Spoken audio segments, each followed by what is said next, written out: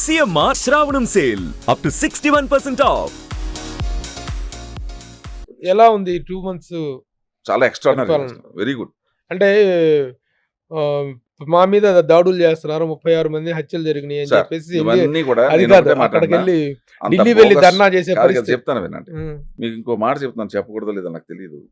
ఎప్పుడు నా వర్గం మనుషులే ఉండాలి, వేరే కులం రాకూడదు, వేరే వర్గం రాకూడదు అనే దృక్పథంతో ఇప్పుడు వ్యక్తి వెళ్ళాడు. నేను మొదట్లోనే చెప్పాను మీకు, కుల అభిమానం ఉండొచ్చు కానీ కుల పిచ్చి ఉండకూడదని. మీరు ఇవాళ టీటీడీ బోర్డు తీసుకోండి, 35 మంది ఉన్నారు ఆ వర్గానికి చెందిన వాళ్ళు. బోర్డు చైర్మన్ దగ్గర నుండి మొన్నటిదాకా 35 మంది. అవును. ఓకే, అదేంటి మీకు రెడ్లు తప్ప మీ కులం తప్ప ఎవరు కనపట్లేదని ఒక ఆయన అడిగాడు. అసలు ఇంకే వెయ్యలేదు, నామినేట్ చెయ్యలేదు. ఏంటంటే అబద్ధం అండి. నేను చెప్తున్నాను, 5 years నుంచి అబద్ధాలు ఆడి గెంటుకుంటూ వచ్చారు. మీకు ఇంకో సామెతోటి ఉందో తెలుసా? ఏంటంటే నిజం చెప్పులు వేసుకునే లోపు అబద్ధం లోకం చుట్టేసి వస్తుందంట. So the same thing happened there. ఆ తర్వాత మీరు అన్నది 36 హత్యలు.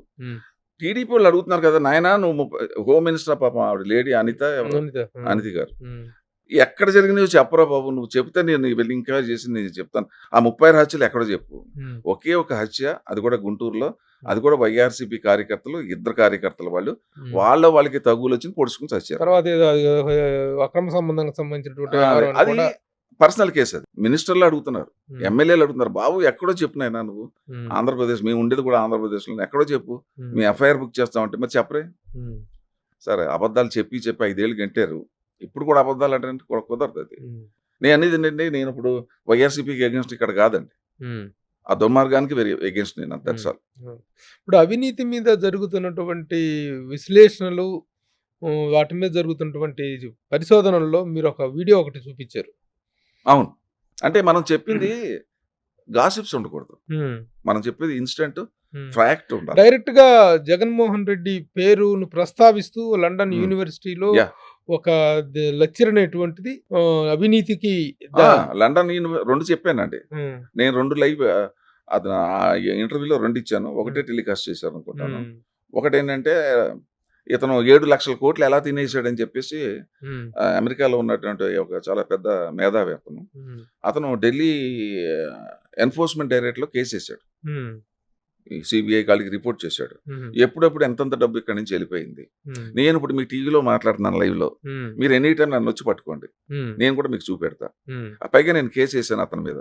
ఎక్కడి నుంచి వెళ్ళింది డబ్బు?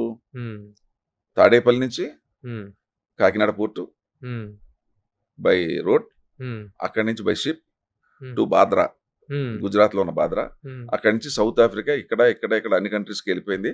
ఎక్కడెక్కడ ప్యాలెస్లు కొన్నారు నేను చెప్తున్నాను, ఇదిగో నా దగ్గర లిస్ట్ ఉంది.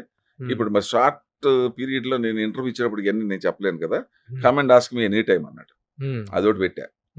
నెక్స్ట్ లండన్ యూనివర్సిటీలో ఒక మేధావులందరూ కూర్చుని ఒక అవినీతి మీద పెట్టారు.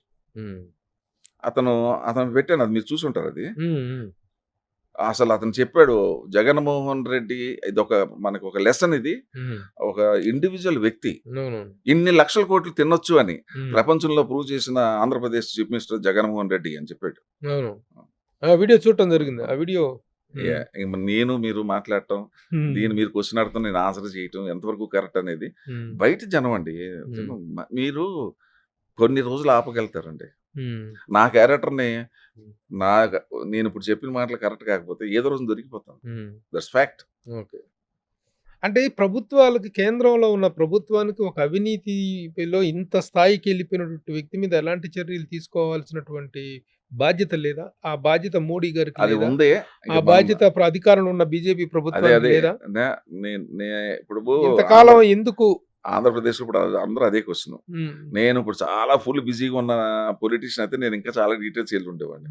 ఇప్పుడు నేను అంటున్నట్టుగా ఉన్నాను కాబట్టి నేను ఎక్కువగా ఆన్సర్ చేయడం కరెక్ట్ కాదు. ఎందుకంటే అందరూ మాట్లాడుకున్న మాటలు మీరు చెప్పిన దాంట్లో వాస్తవం ఉందని నేను ఒప్పుకుంటాను.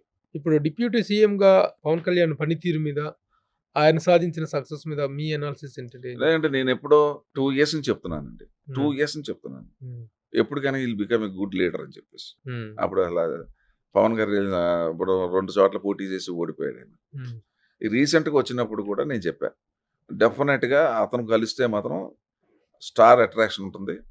తర్వాత నాట్ ఓన్లీ స్టార్ వల్లే రాదండి ఓట్లు, ఇప్పుడు స్టార్ వల్ల ఆ వ్యక్తిత్వం, ఆ డాషింగ్, ఆ డేరింగ్, ఆ తర్వాత ఫీల్ అవి చేయటం. ఇది చంద్రబాబు నాయుడు గారు ఇద్దరు కలిస్తే మాత్రం రాష్ట్రంలో 100% వస్తారనుకున్నా. దానికి తోడు బీజేపీ అయింది.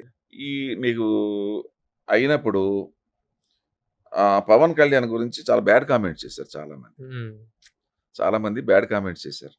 అది మ్యారేజ్ గురించి అట్ల గురించి. నేను అంటాను అసలు మనకు నువ్వు అడగటానికి నువ్వెవరు, చెప్పడానికి నేనెవరు? అతను పర్సనల్ ఫ్యామిలీ అయ్యా. పర్సనల్ ఎమోషన్, పర్సనల్ లైఫ్ దానికి ఏమంటే అప్పుడు దాన్నే ఒక ఆయుధంగా చేసుకుందాం అనుకున్నారు. వాళ్ళు లీగల్ గా విడిపోయారు. నీకేంటి దురద, నాకేంటి దురద? అది ఎందుకు మనకి? అడగకూడదు, నువ్వు అడగకూడదు, నేను చెప్పకూడదు. డెఫినెట్ గా అతను బాగా సీఎం పవర్ లోకి వస్తే అద్భుతం చేస్తాడు. అతను అద్భుతాలు చేస్తాడు. చాలా కష్టపడతాడు అతను. అతని నేచర్ తెలుసు కాబట్టి మనకి కష్టపడతాడు. చంద్రబాబు నాయుడు గారికి చాలా అడ్వాంటేజ్ అవుతుంది అతను ఉండటం వల్ల. సుమన్ టీవీలో మీ పర్సనల్ అండ్ బిజినెస్ ప్రమోషన్స్ కోసం కింది నెంబర్కి కాంటాక్ట్ చేయండి.